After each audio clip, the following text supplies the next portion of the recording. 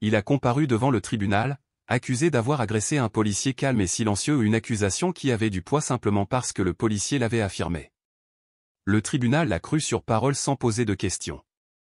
Mais que se passerait-il si l'homme assis à la table de la défense n'était pas un simple accusé? Et s'il s'agissait d'un évicile décoré, un homme ayant passé plus de 20 ans à défendre le système judiciaire qui lui tournait désormais le dos? Pourquoi était-il resté silencieux si longtemps? Et quelle vérité attendait-il de révéler? Laissez-moi vous emmener à l'intérieur de cette salle d'audience, où le silence d'un homme a commencé à parler plus fort que 1000 mensonges bien répétés. La lumière matinale filtrait à travers les hautes fenêtres du palais de justice, projetant des rayons dorés sur le parquet ciré. L'air était lourd, non pas de paix, mais de tension, ce genre de calme qui fait retenir son souffle en attendant l'orage. À la table de la défense était assis un grand latino vêtu d'une chemise blanche impeccable et d'un pantalon sombre. Il s'appelait Alejandro Reyes. Il se tenait droit, les mains légèrement jointes devant lui. Pas de menottes. Aucune peur apparente. Juste le calme et un calme absolu. Comme un homme qui avait vécu bien pire. Des murmures ont commencé à se propager dans la galerie avant même que le juge n'entre dans la salle. C'est le gars qui a frappé le policier, n'est-ce pas? J'ai entendu dire qu'il avait essayé de s'emparer de l'arme de l'officier. Un grand gaillard comme ça? J'aurais peur aussi si j'étais flic. Alejandro ne s'y a pas. Son regard ne s'égara jamais. Il était immobile, immobile, immobile, serein, comme une montagne attendant la fin de la tempête. Quelque chose chez lui ne correspondait pas à l'histoire racontée. De l'autre côté de l'allée, à la table des plaignants, l'agent Bradley Simmons ajustait son uniforme impeccable. Il semblait avoir la trentaine, mâchoire carrée, rasée de près, la poitrine ornée d'un signe qui brillait comme la vérité elle-même. Il affichait un air de supériorité, adossé à son siège, les bras croisés, les lèvres esquissées en un sourire subtil. Il avait raconté sa version des faits. Elle était claire, maîtrisée et convaincante. Aujourd'hui, il était prêt à la mettre en pratique. À côté d'Alejandro était assis son avocat, Roberto Castro, un jeune avocat latino-américain à peine sorti de la faculté de droit depuis 1 an. Il avait accepté cette affaire bénévolement, persuadé que la vérité seule suffirait. Mais à présent, en voyant le visage impénétrable de son client, Castro commençait à remettre en question cette hypothèse. Il s'est éclairci la gorge. « Monsieur Reyes, êtes-vous sûr d'être prêt pour ça ?» Alejandro ne répondit pas immédiatement. Il hocha simplement la tête lentement et délibérément. C'était suffisant. À cet instant, Castro ne perçut pas la peur, mais une force tranquille. Cet homme avait affronté pire que des tribunaux. Un huissier s'avança, sa voix résonnant dans la salle. « Levez-vous. Le tribunal est ouvert. L'honorable juge Torres préside. » Les chaises raclaient. Les papiers bruissaient. L'agent Simmons ajusta sa cravate. Alejandro se leva lentement, comme quelqu'un qui ne se sentait pas sous pression. Le juge fit un léger signe de tête. « Agent Simmons, vous pouvez témoigner. » Simmons avançait avec assurance, tel un homme qui avait raconté cette histoire tant de fois qu'elle était devenue un évangile. Son uniforme était impeccable. Son badge reflétait la lumière. Il se dirigea vers la chaise du témoin tel un acteur entrant en scène, leva la main droite, prêta serment et s'assit. « Veuillez décrire ce qui s'est passé la nuit en question », a déclaré le procureur, d'une voix douce et polie. Simmons se pencha légèrement en avant, s'adressant directement au jury. Il était environ 23h15. Je répondais à un signalement concernant une possible effraction près de l'ancienne quincaillerie Kensington, à l'est d'El Paso. Il marqua une pause pour observer les faits, effraction, nuit, danger. Les implications firent leur effet. C'est là que j'ai vu l'accusé, dit-il en désignant Alejandro. Il traînait devant le magasin. Il faisait les 100 pas. Il avait l'air agité. Plusieurs jurés prenaient des notes. Une femme fronça les sourcils. Un homme se pencha. Je suis sorti de mon véhicule. Je lui ai demandé ce qu'il faisait. C'est là que la situation a dégénéré. Comment cela s'est-il passé, a demandé le procureur. Simmons expira, comme s'il se remémorait un souvenir difficile. Il est devenu agressif. Bruyant. Il refusait de s'identifier. Je l'ai prévenu à plusieurs reprises. Il a tout ignoré. Il baissa la voix, ajoutant une pause dramatique. Puis il m'a poussé violemment. En pleine poitrine. Les jurés ont levé les yeux.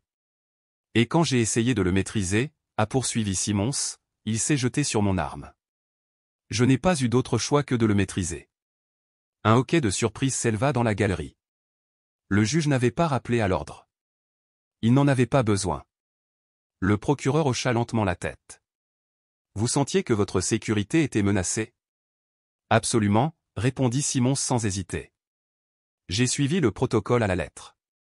Pas d'autres questions, votre honneur. Simons se renversa en arrière, les mains jointes, le visage calme, le masque intact. Mais de l'autre côté de la pièce, Alejandro Reyes restait immobile. Il n'avait pas cligné des yeux.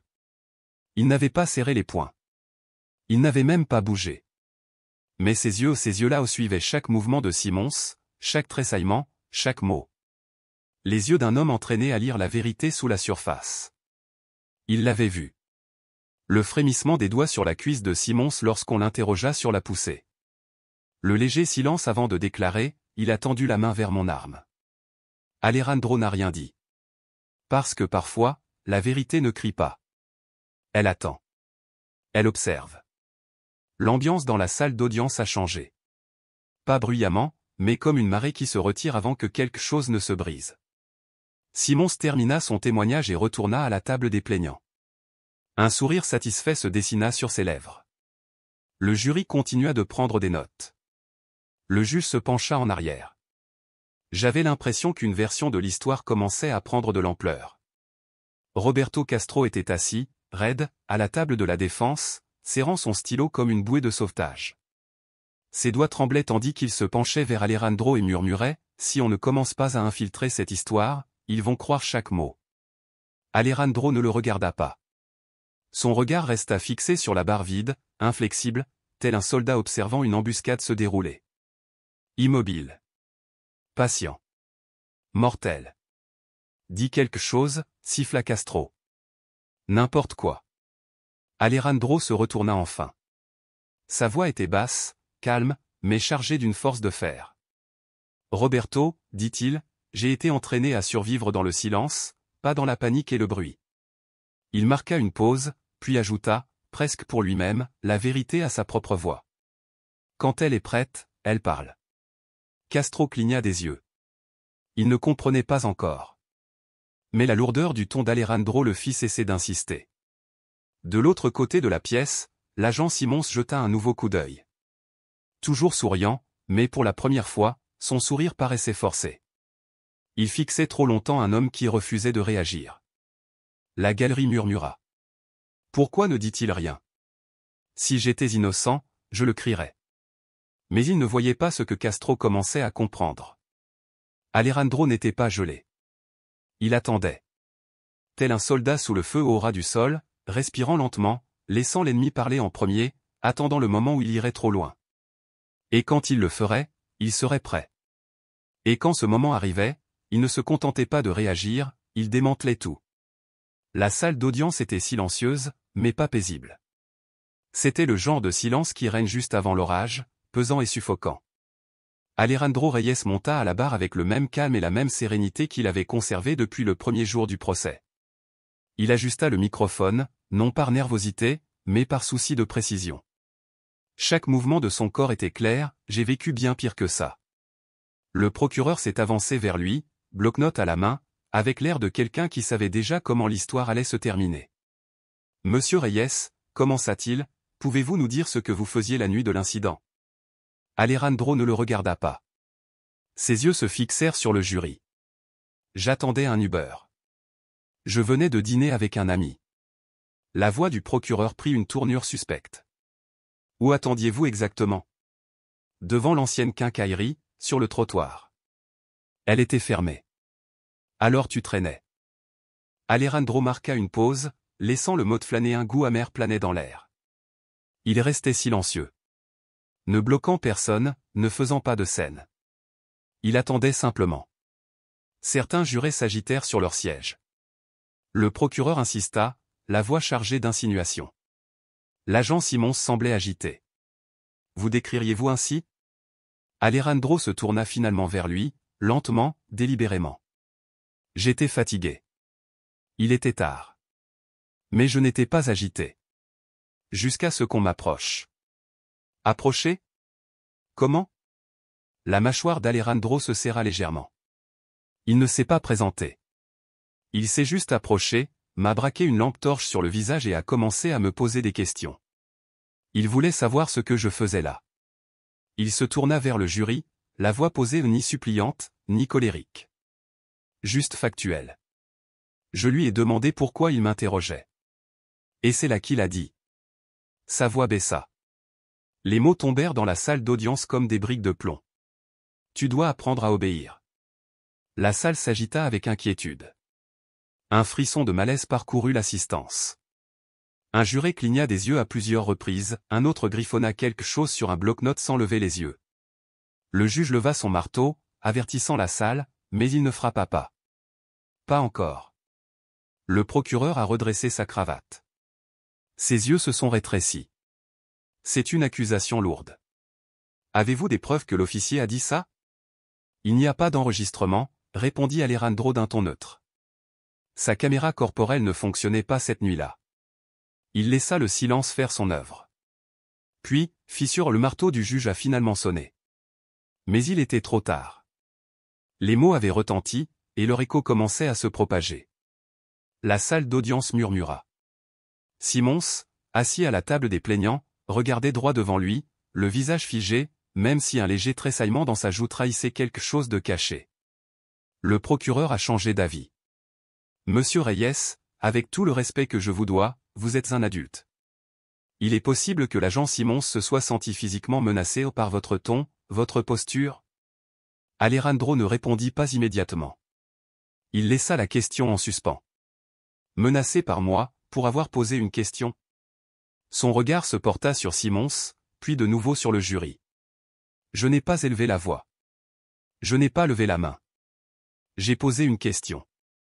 Puis, plus bas, presque pour lui-même mais toujours audible, parfois, ce n'est pas ce que vous faites qui compte. C'est ce qu'ils attendent de vous. Le silence qui suivit pesa plus lourd que n'importe quelle discussion. Alejandro se laissa aller en arrière, serein, digne, non seulement comme un accusé, mais comme une présence. Le juge a frappé le marteau 2 fois. Nous allons faire une brève pause avant de poursuivre le contre-interrogatoire. Les gens bougeaient, s'étiraient, mais personne ne quittait la pièce. Quelque chose avait changé. La température montait dans la pièce, le doute était désormais pesant. À la table de la défense, Roberto Castro s'est penché vers moi. Cette phrase, sur ce qu'ils attendent de toi. Ça m'a fait un choc. Alejandro ne répondit pas. Sa mâchoire était serrée, la tension bouillonnant sous la surface. Castro fouilla dans sa mallette, les mains humides, et en sortit une petite clé USB. Des images anonymes sont arrivées hier soir. Je n'en ai visionné qu'une partie. Mais je pense que c'est ce dont nous avons besoin. Il regarda Alejandro avec une suspicion teintée de crainte. Tu as caché quelque chose, n'est-ce pas? Alejandro se tourna vers lui. Il n'est pas nécessaire de dire tout ce qui est vrai tout de suite. Castro le fixa un instant, puis hocha la tête. C'est vrai. Mais il faut voir ça. Le juge a ajusté ses lunettes. Monsieur Castro, vous pouvez procéder à votre contre-interrogatoire. Castro se leva prudemment, comme un homme marchant sur un lac gelé. Votre honneur, la défense demande respectueusement de présenter comme preuve une vidéo enregistrée par un témoin civil présent au moment de l'arrestation de monsieur Reyes. Le procureur se leva d'un bond. Objection. Cette preuve n'a pas été présentée lors de la communication des pièces. Asseyez-vous, a rétorqué le juge. Nous l'autorisons. Un silence régnait dans la salle d'audience tandis que l'écran était installé. Les lumières étaient tamisées. Les regards se tournaient vers l'avant. La vidéo commença, granuleuse, filmée avec un téléphone. La nuit. Un trottoir. La lueur vacillante d'un lampadaire. Alejandro se tenait immobile, les mains ouvertes à ses côtés. L'officier Simons est entré dans le cadre par la gauche, la lampe torche haute, la voix aiguë mais partiellement étouffée. Que faites-vous ici? La voix d'Alejandro était ferme. J'attends. La vidéo tremblait alors que la personne qui filmait essayait de stabiliser sa main. Simons s'approcha, soudainement agressif. Tu as l'air nerveux. Tu as quelque chose à cacher? Non, monsieur, répondit Alejandro en reculant légèrement. J'attends. Soudain, Simons le poussa vers la voiture de patrouille et força ses bras derrière lui. Je n'ai rien fait de mal. La voix d'Alejandro était ferme, plus forte maintenant, mais sans crier. Les mains derrière le dos. Je ne résiste pas. Même si son visage était pressé contre le métal froid, la voix d'Alejandro restait calme. Je n'ai rien fait de mal. Cette dernière phrase a résonné lorsque la vidéo s'est coupée. La salle d'audience était gelée. Simons était devenu pâle. Certains jurés secouaient la tête. Une femme pinça les lèvres si fort qu'elles faillirent disparaître. Même le juge se redressa, le regard plus perçant. Castro s'est tourné vers le jury. Ce que vous venez de voir, c'est la différence entre le récit et la vérité. Il n'en dit pas plus. Il n'était pas obligé. De retour à son siège, le souffle court, l'adrénaline palpitante. Il regarda Alejandro, toujours aussi calme que dans la vidéo, mais quelque chose de différent transparaissait dans son expression, non pas le silence, mais l'empressement. Castro se pencha et murmura, « C'est une fissure dans le mur. » La voix d'Alejandro était calme et ferme. « Les fissures ne font pas tomber les murs. » Castro le fixa du regard. « Alors, qu'est-ce que ça veut dire ?» Le regard d'Alejandro se tourna vers Simons. « La vérité. Toute la vérité. » Ce soir-là, bien après que la salle d'audience se fût vidée, Castro entra dans l'allée d'Alejandro. Le ciel était parsemé d'étoiles. Le silence extérieur semblait trop propre, trop poli, comme si le monde ne réalisait pas à quel point il était passé près de perdre quelque chose d'essentiel. Castro resta assis un moment, le cœur battant encore. La vidéo avait brisé l'illusion, mais au fond de lui, il savait que ce n'était pas suffisant. Il leur en fallait plus. Et Alejandro, il se retenait encore. La porte s'ouvrit avant qu'il puisse frapper. Alejandro se tenait là, vêtu d'un sweatshirt bleu marine et d'un pantalon de survêtement noir. Il n'était plus en tenue formelle, mais tout aussi imposant. « Entrez », dit-il simplement. À l'intérieur, la maison était propre, épurée, presque austère. Pas de télévision. Pas de désordre. Juste de l'ordre. De la discipline. Castro l'a alors vu, sur le mur en face de l'entrée, une photo encadrée, Alejandro, le plus jeune, en treillis, flanqué de 4 autres hommes, les bras les uns autour des autres, les bottes collées au sable. En dessous, une boîte cadre contenait des médailles, des insignes et un drapeau plié et brillant. À côté, un dossier usé, épais, étiqueté, faible. Capitaine de corvette Alejandro J. Reyes, Navy SEALS des États-Unis. Castro s'est figé. Tu étais. Mais les mots ne venaient pas. Alejandro ne quittait pas des yeux le drapeau qu'il tenait dans ses mains. Lieutenant-commandant, dit-il doucement. Équipe 6-8. 20 ans. Castro murmura, mon Dieu. Pourquoi n'as-tu rien dit? Alejandro leva les yeux et ses yeux rencontrèrent ceux de Castro. Parce que les gens ne voient pas ce que tu as fait. Ils voient ce qu'ils craignent. Il a posé le drapeau doucement. J'ai été en guerre. J'ai essuyé des tirs dans 3 pays. J'ai sorti des frères de camions en feu, guidé des hommes à travers l'enfer et ramené la plupart d'entre eux à la vie. Il marqua une pause. Sa voix ne brisa pas. Mais elle avait du poids. Et aujourd'hui, je me trouvais dans une salle d'audience de mon propre pays et j'ai vu un homme essayer d'utiliser un badge pour effacer tout ce que j'ai jamais été. Castro s'approcha. Ça change tout. S'il voyait ça, s'il savait qui tu es vraiment. Alejandro l'interrompit d'une voix basse et sèche. Il verrait encore un latino interroger un policier blanc dans le noir. Et une part d'eux se demanderait encore si je l'ai provoqué. Il se dirigea vers une étagère et en tira une autre photo, lui en grande tenue, médaille de la bravoure sur la poitrine. Sa mère à ses côtés, les larmes aux yeux. Il ne s'agit pas que de moi, a-t-il déclaré. Ça n'a jamais été le cas. Castro déglutit difficilement. Alors pourquoi se battre si silencieusement? Pourquoi se retenir? Alejandro l'étudia pendant un long moment. Parce que le silence peut être une stratégie, a-t-il dit. Mais pas pour toujours. Il se tourna vers la fenêtre. Dehors, la nuit était calme. Mais quelque chose avait changé dans sa voix. Demain, je ne resterai plus immobile. Castro hocha lentement la tête. Tu es sûr? Alejandro eut un léger sourire. Je n'ai jamais été aussi sûr de quoi que ce soit. Ils restèrent silencieux quelques instants, l'un détenant la vérité, l'autre en portant désormais le poids. Finalement, Castro rompit le silence. Alors, donnons-leur plus qu'une simple fissure dans le mur.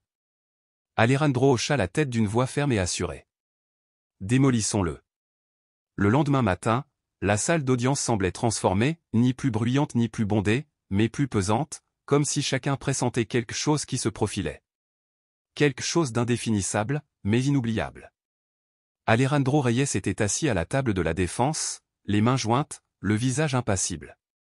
Mais Castro, observant attentivement, voyait sous ce calme un feu discret, prêt à s'embraser. Aujourd'hui, Alejandro n'allait pas le cacher. Le juge a rappelé l'audience à l'ordre. Monsieur Castro, dit-il, vous pouvez appeler votre prochain témoin. Castro se leva lentement et se tourna vers son client. La défense rappelle Alejandro Reyes à la barre. Un murmure parcourut la salle d'audience. Alejandro se leva, non pas avec urgence ni tension, mais avec la détermination sereine d'un soldat qui revient en terrain connu. Il reprit sa place à la barre et ajusta le micro. Castro s'approcha d'une voix claire et posée. Monsieur Reyes, le tribunal a beaucoup entendu parler de votre rencontre avec l'agent Simons. Mais aujourd'hui, nous voulons vous entendre. Qui êtes-vous? Alejandro regarda le jury. Lorsqu'il parla, sa voix était basse, mais elle portait. Je m'appelle Alejandro Gil Reyes. Je suis un lieutenant-commandant retraité des Navy SEALs américains. J'ai servi pendant 20 ans, lors de multiples déploiements, en Afghanistan, en Irak, dans la Corne de l'Afrique. J'ai dirigé des missions dont la plupart des gens n'entendront jamais parler. J'y ai enterré des hommes qui ne sont jamais rentrés. Le silence s'abattit sur la salle. Le jury resta immobile. Un juré cligna des yeux, stupéfait. Au fond, un homme d'un certain âge, vêtu d'une veste grise usée, hocha lentement la tête, un vétéran. On le voyait dans ses yeux. Alejandro continua, sa voix devenant plus ferme, comme si ces mots avaient attendu des années pour être prononcés. J'ai combattu à l'étranger, fusil pointé sur ma poitrine. J'ai appris à maîtriser la peur, à gérer le chaos et à maintenir mon équipe en vie sous le feu ennemi. Il s'arrêta et tourna son regard vers l'officier Simons. Et pourtant, la première fois que j'ai été traité de menace sans lever le petit doigt, c'était ici, chez moi, dans une rue calme, en attendant qu'on me ramène. Simons s'agitait, mal à l'aise, sur son siège. Sa main tremblait légèrement sur la table. Il ne pouvait soutenir le regard d'Alejandro. Je n'ai attaqué personne, a déclaré Alejandro. Je n'ai pas résisté. J'ai utilisé l'entraînement qui m'avait permis de survivre en zone de guerre pour survivre cette nuit-là. J'ai gardé une voix égale. J'ai gardé mes mains visibles. J'ai obéi aux ordres, même ceux qui n'avaient aucun fondement légal, car j'ai vu ce qui arrive quand des hommes comme moi ne le font pas. Il se tourna à nouveau vers le jury, laissant ces mots se poser dans la salle. Vous avez entendu l'agent Simons me qualifier de dangereux, mais vous n'avez pas compris pourquoi. Ce n'était pas à cause de ce que j'ai fait. C'était parce que je suis resté immobile et que j'ai posé une question. La salle d'audience s'agita à nouveau, un murmure sourd. Puis le silence, plus profond, plus pesant que le marteau d'un juge. Castro s'avança prudemment. Monsieur Reyes, pourquoi n'avez-vous pas parlé de votre expérience militaire plus tôt? Alejandro marqua une pause, et quand il répondit, ce fut doucement. Parce que je ne devrais pas avoir à porter un uniforme pour faire respecter mes droits.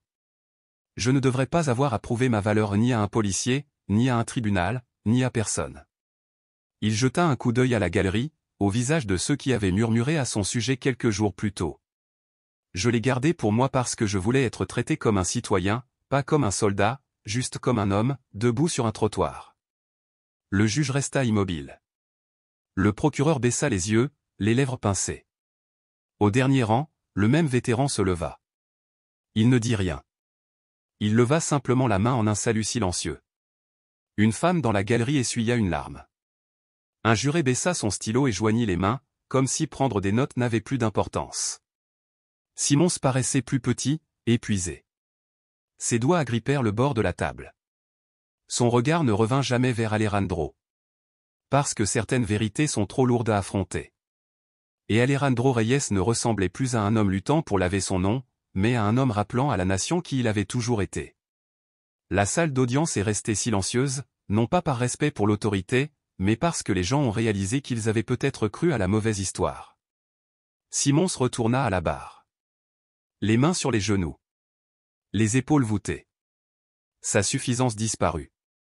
Roberto Castro s'avança à nouveau sans note, sans texte. Seulement la vérité, taillée en lame. Officier Simons, dit-il lentement, vous avez témoigné que M. Reyes était agressif, hostile, dangereux. Simons s'éclaircit la gorge et hocha légèrement la tête. Oui. Je maintiens ce que j'ai dit. Vous avez également témoigné qu'il avait saisi votre arme. Est-ce exact? Simons hocha de nouveau la tête.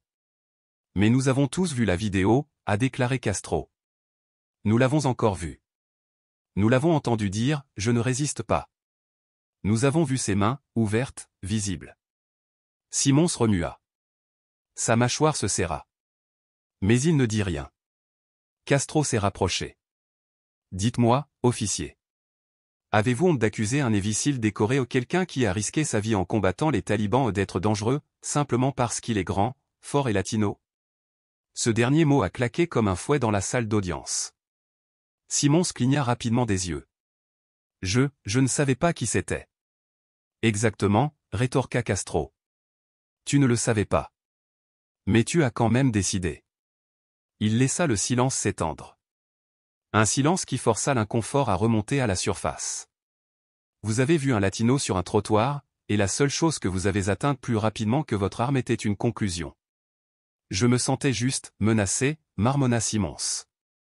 La voix de Castro devint froide. On se sentait menacé par un homme calme, coopératif et respectueux des lois. Un homme qui posait une question. Lorsqu'un soldat entraîné garde son sang-froid, on appelle cela de la discipline.